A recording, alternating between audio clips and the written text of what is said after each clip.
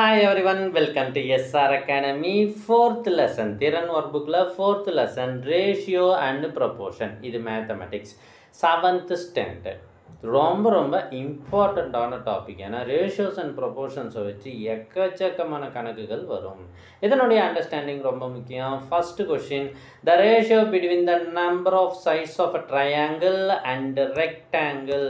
ட்ரையாங்கிளில் 3 பக்கம் இருக்கும், ரெக்டாங்கிளில் 4 பக்கம் இருக்கும். இந்த ரெண்டுத்துக்கும் சைடு ரேஷியோன்னு சொன்னால் 3:4. Option B. Second, if 2:3 and 4:dash are proportion, then the missing term is. So, இந்த டேஷில் என்ன வரும் அப்படின்னு கேட்குறாங்க. 2-ஐ எதால் மல்டிப்ளை பண்ணால் 4 வரும், 2ஆல் மல்டிப்ளை பண்ணால் வருமா?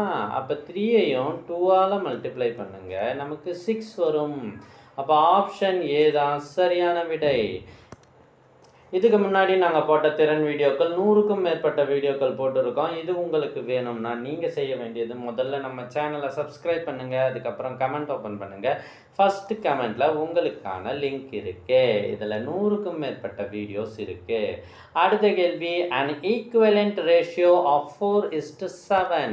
4:7க்கு ஈக்குவலண்ட் ரேஷியோ சமான விகிதம் அப்படி என்ன அப்படின்னா, இதை ஒரு குறிப்பிட்ட எண்ணால் நாம் பெருக்கணும்.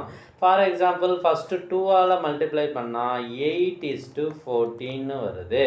அடுத்து 3ஆல் மல்டிப்ளை பண்ணால் 12:21 அப்படின்னு வருது.